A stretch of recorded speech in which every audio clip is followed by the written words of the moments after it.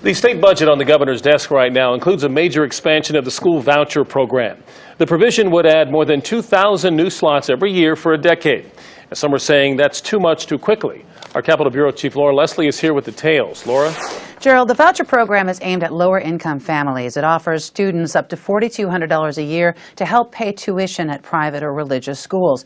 Supporters say the waiting list for the program shows there is a lot of demand, but opponents say that money should be going to public schools instead.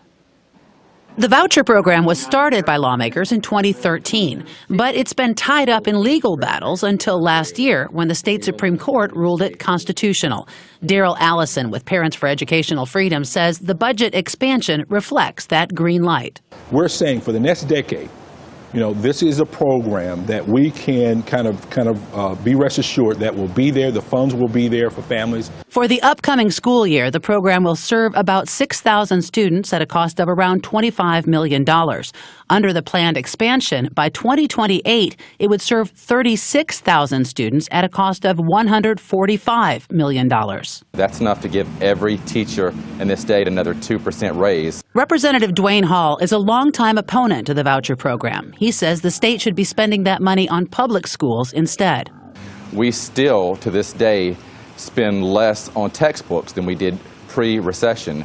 We still have less teaching assistants than we did before the recession. Hall says his biggest issue with the voucher program is lack of accountability. He says the private schools that receive the vouchers are not subject to the same testing requirements as public schools, so the state can't actually tell if the vouchers are really helping students. Allison says parents are the best judge of that. He says the vouchers give low-income families a chance to escape failing schools and give their children a better education. We're not saying that this is the end-all, be-all, this is a silver bullet.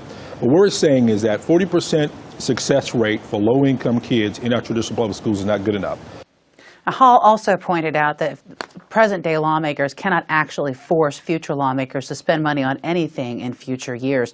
Governor Pat McCrory has not yet signed that budget in which this provision is included. He is expected to do so probably sometime next week. Back to you. Laura Leslie in our newsroom. Thank you.